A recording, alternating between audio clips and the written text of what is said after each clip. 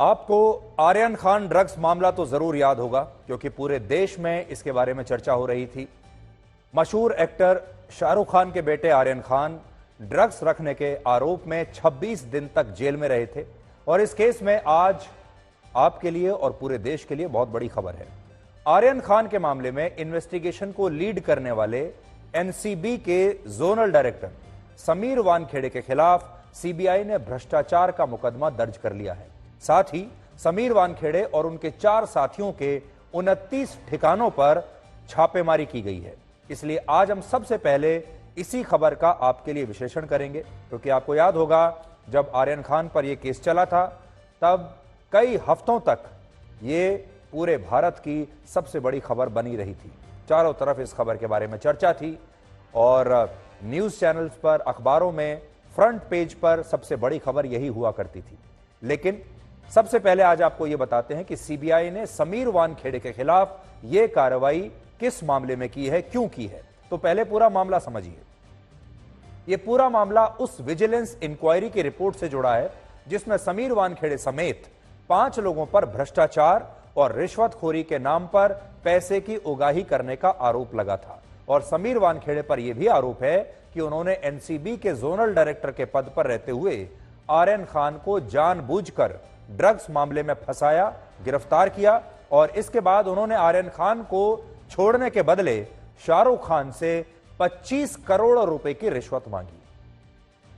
तो समीर वानखेड़े ये समझ गए कि आर्यन खान बहुत बड़े बाप का बेटा है, शाहरुख खान के पास पैसे की कोई कमी नहीं, हजारों करोड़ रुपए शाहरुख खान के पास है और अपने बेटे को जेल से बाहर लाने के लिए, इतने बड़े मामले से बाहर निकालने के लिए 25 करोड़ रुपए शाहरुख खान मिनटों में दे देंगे, ये सोचा होगा समीर वानखेड़े ने।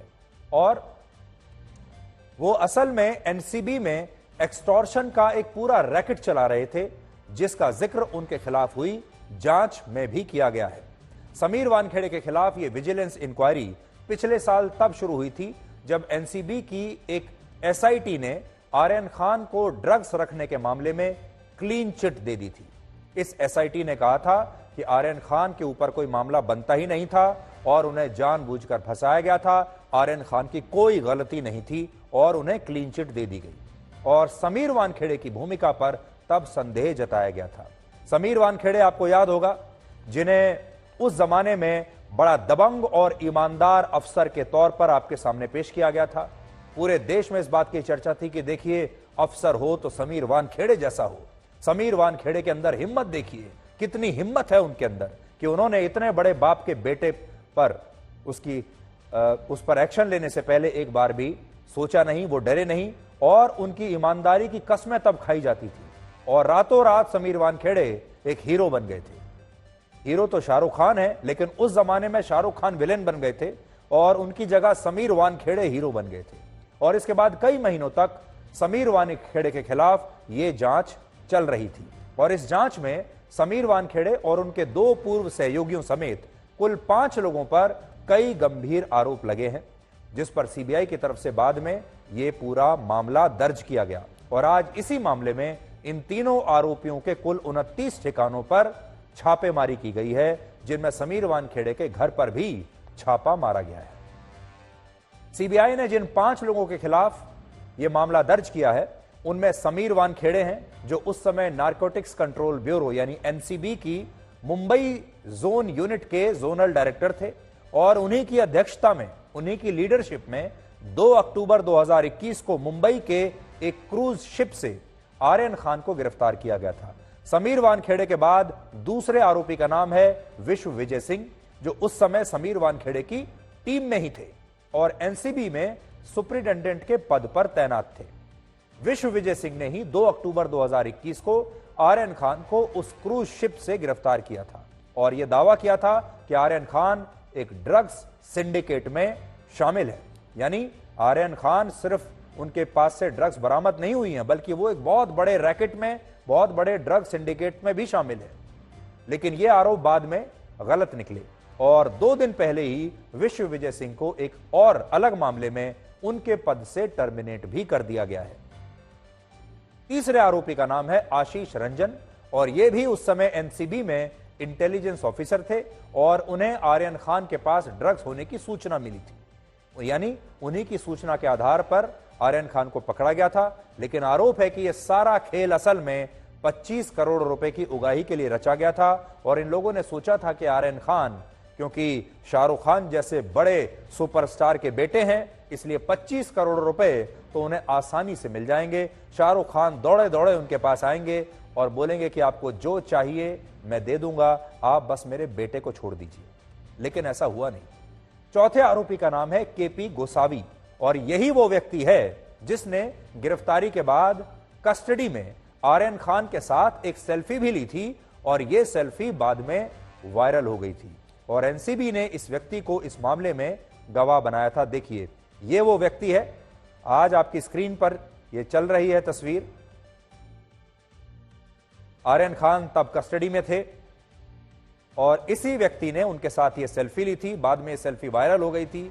अब इस व्यक्ति के खिलाफ भी एक्शन लिया गया है। यह इंटेलिजेंस ऑफिसर है एनसीबी में। लेकिन अब पता चल रहा है कि यह व्यक्ति भी इन सारे लोगों से मिला हुआ था और पांचवें आरोपी का नाम है सेनविल डिसूजा और एक अज्ञात व्यक्ति के खिलाफ भी इस मामले में सीबीआई ने यह मामला दर्ज किया है। यानी ये पूरा की पूरा एक रैकेट था जो पैसे की उगाही करता था और इन्होंने यही पैसा शाहरुख खान से लेने के लिए आर्यन खान को एक गलत मामले में फंसा दिया। समीर वानखेड़े के खिलाफ यह विजिलेंस इंक्वायरी तब शुरू हुई थी जब एनसीपी के नेता नवाब मलिक ने उन पर आर्यन खान को पैसे की उगाही के लिए फंसाने का आरोप लगाया था। आपको याद होगा, एनसीपी के एक नेता हैं नवाब मलिक, इन्हें भी गिरफ्तार किया गया था और तब इन्होंने यह आरोप लगाया था कि वो समीर वानखेड़े के बारे में बहुत कुछ जानते हैं और तब उन्होंने ये सवाल पूछा था कि आखिर जिस भी मामले में बॉलीवुड से जुड़े कलाकार होते हैं, बॉलीवुड से जुड़े लोग होते हैं, उस मामले में ही समीर वानखेड़े की अचानक एंट्री कैसे हो जाती है। आपको रिया चक्रवर्ती का नाम भी याद होगा, जिन्हें सुशांत सिंह राजपूत को ड्रग्स देने के मामले में एनसीबी ने गिरफ्तार किया था। इसी एनसीबी ने रिया चक्रवर्ती के खिलाफ जब कार्रवाई हुई थी, उस समय मुंबई में एनसीबी के जोनल डायरेक्टर यही थे, यानी समीर वानखेड़े, और उन्हीं के एक्शन के बाद रिया चक्रवर्ती को 28 दिनों तक जेल में रहना पड़ा था। तो रिया चक्रवर्ती को गिरफ्तार करने वाले भी यही है।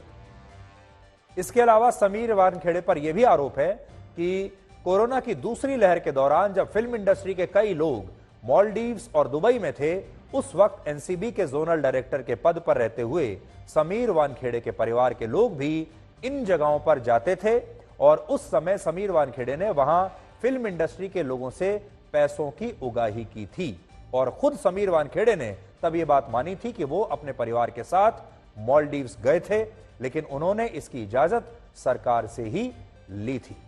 यानी बॉलीवुड के साथ अपने करीबी संबंधों के लिए समीर वानखेड़े हमेशा से जाने जाते थे।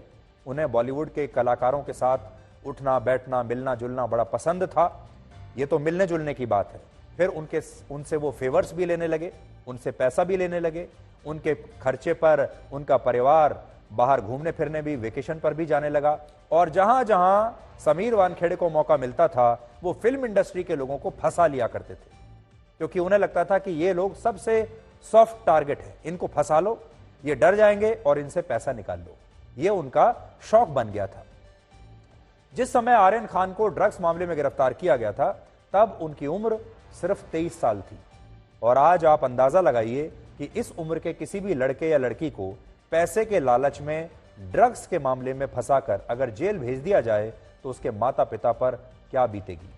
आज शाहरुख खान की हमें तारीफ करनी होगी कि इतनी बड़ी नाइंसाफी के बाद भी शाहरुख खान या उनके परिवार ने कभी भी किसी सार्वजनिक मंच से कोई शिकायत नहीं की, अपना मुंह एक बार भी खोला नहीं और ना ही कभी उन्होंने मीडिया में कोई इंटरव्यू दिया है।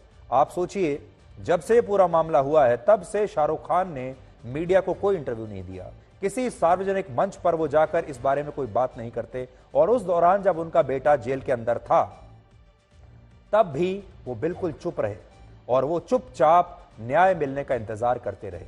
ये पूरा मामला एक बहुत ही परफेक्ट केस स्टडी की तरह है कि कैसे कुछ सरकारी अफसर अपने पद का दुरुपयोग करके भ्रष्टाचार करते हैं और इसके लिए वो किसी को भी फंसा सकते हैं। आज मुंबई पुलिस के पूर्व कमिश्नर परमबीर सिंह के निलंबन को भी रद्द कर दिया गया है। यह भी एक बड़ी खबर है। परमबीर सिंह ने उद्धव ठाकरे की सरकार में गृह मंत्री रहे अनिल देशमुख पर 100 करोड़ रुपए की उगाही करने का आरोप लगाया था और 2021 के एंटीलिया केस में भी, एंटीलिया मतलब मुकेश अंबानी का घर, उस केस में भी उनकी भूमिका पर सवाल उठे थे। और इस मामले में मुकेश अंबानी के घर एंटीलिया की बिल्डिंग के बाहर विस्फोटक से भरी एक गाड़ी बरामद हुई थी और इस कार में तब जेलेटिन रॉड्स मिली थी और उस समय मुंबई पुलिस में कमिश्नर रहे परमबीर सिंह का ट्रांसफर हो गया था। बाद में उनका निलंबन भी हो गया था, लेकिन यह निलंबन आज महाराष्ट्र सरकार ने वापस ले लिया है। हालांकि यह अलग बात है कि परमबीर सिंह अब रिटायर हो चुके हैं और अब उन्हें इस बात से कोई खास फर्क नहीं पड़ता कि निलंबन वापस होता है या नहीं होता, लेकिन हाँ, उनका जो मान सम्मान है वो जरूर उन्हें आज वापस मिल गया होगा। लेकिन अब वो रिटायर हो चुके हैं। निलंबन वापस करने का मतलब अब ये नहीं है कि वो वापस अपनी ड्यूटी ज्वाइन कर पाएंगे। आज की इस पूरे मामले से ये समझ में आता है कि बहुत बार जो कुछ दिखाई देता है वो होता नहीं है। समीर वानखेड़े आप जानते हैं, उन्हें इतने बड़े नायक के तौर पर देश के सामने प्रस्तुत किया गया और देश ने वाकई में ये मानना भी शुरू कर दिया था कि समीर वानखेड़े ने बहुत हिम्मत का काम किया है, वो वाकई बहुत ईमानदार अफसर होंगे। लेकिन कई बार जो नजर आता है वो होता नहीं है। अब हम आपको पाकिस्तान के ताजा हालात के बारे में बताएंगे, जहां इस समय पाकिस्तान प्रीमियर लीग का एक खूनी मैच खेला जा रहा है। इसलिए आईपीएल के मैच को थोड़ी देर के लिए विराम दीजिए और ये मैच देखिए। आज हम पाकिस्तान से दो बड़े मुद्दों का आपके लिए विश्लेषण करेंगे। पहला, क्या पाकिस्तान में इमरजेंसी लगने वाली है, और दूसरा, क्या पाकिस्तान एक देश के रूप में अब टूटने की कगार पर है। लेकिन सबसे पहले आज की तस्वीर देखिए। इमरान खान का कहना है कि उनकी गिरफ्तारी के बाद उन्हें हिरासत में लेकर उन्हें पीटा गया, टॉर्चर किया गया, डंडों से उनकी पिटाई की गई, उन्हें बहुत प्रताड़ित किया गया। लेकिन ये तस्वीर देखिए, क्या इन तस्वीरों को देखकर आपको कहीं से भी ऐसा लगता है कि इमरान खान के साथ कोई मारपीट की गई होगी?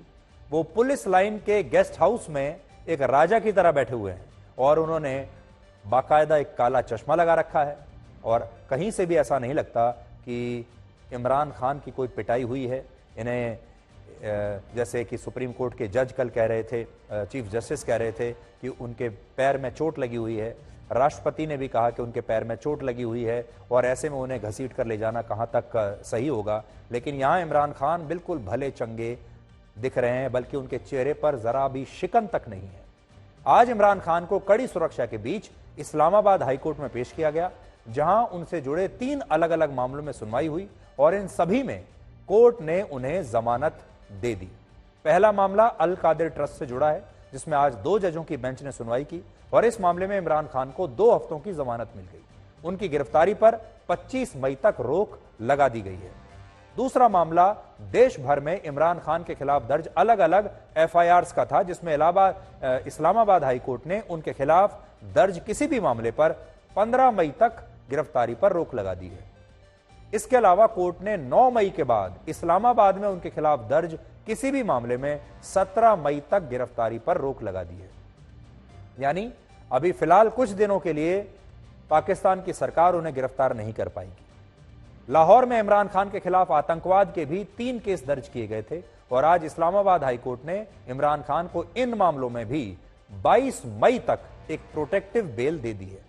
हालांकि पाकिस्तान की सरकार अदालत के इन फैसलों को अब देश विरोधी बता रही है। तो समझने की बात आपके लिए यह है कि पाकिस्तान अब एक ऐसा देश है जहां सरकार और अदालतें एक दूसरे के आमने सामने आ गई हैं। अदालतें इस समय इमरान खान की मदद कर रही हैं।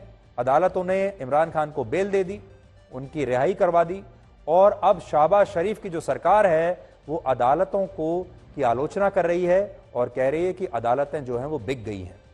आज पाकिस्तान के प्रधानमंत्री शहबाज शरीफ ने सुप्रीम कोर्ट के चीफ जस्टिस की खुलकर आलोचना की और कहा कि अदालतें अगर ऐसे व्यक्ति का साथ देंगी जो देश विरोधी है तो फिर यह बहुत खतरनाक बात होगी। तो पाकिस्तान एक ऐसा देश है जहां पूरा की पूरा जो संवैधानिक ढांचा होता है किसी भी लोकतांत्रिक देश का, वो चरमरा गया है। देखिए कितना दिलचस्प है। वहां की जो आम जनता है वो सेना पर सवाल उठा रही है, सेना के कमांडरों के घरों पर घुस घुस कर आगजनी कर रही है और सेना की वहां पिटाई हो रही है। तो सेना किसी भी बहुत बड़े जो देश का एक बहुत बड़ा इंस्टीट्यूशन होता है, सेना का वहां बहुत बुरा हाल है। दूसरा, वहां की जुडिशरी वहां का प्रधानमंत्री खुलकर चीफ जस्टिस के खिलाफ आलोचना कर रहा है और अदालतों को कह रहा है कि अदालतें बिक गई हैं और अदालतें अब सरकार के खिलाफ हो गई हैं। यानी वहां जो तीन इंस्टीट्यूशंस थे जिन्हें मिलकर चलना चाहिए था, ये तीनों एक दूसरे के खिलाफ हैं। और तभी कहते हैं कि जब ये तीनों एक दूसरे के खिलाफ हो जाते हैं तो किसी भी देश का जो संवैधानिक ढांचा होता है वो चरमराने लगता है। और ऐसा ही पाकिस्तान में इस समय हो रहा है। ना सेना की चल रही है, ना सरकार की चल रही है, ना अदालतों की चल रही है, तो फिर चलेगी किसकी? और ऐसे देश का फिर होगा क्या? अब इस सवाल पर आते हैं कि क्या मौजूदा राजनीतिक संकट पाकिस्तान को एक और बंटवारे की तरफ ले जा सकता है? क्योंकि जैसा मैंने आपको कहा, इस समय वहां की जो सेना है वो अपने सबसे बुरे और कमजोर दौर से गुजर रही है। वहां की सेना का ऐसा अपमान इससे पहले कभी नहीं हुआ। वहां की आम जनता ने सेना को लेकर इस तरह का विद्रोह इससे पहले कभी नहीं किया। इसलिए सेना भी बहुत कमजोर दिखती है, सरकार उससे भी कमजोर दिखती है और जो जुडिशरी है उस पर भी चारों तरफ से हमले हो रहे हैं।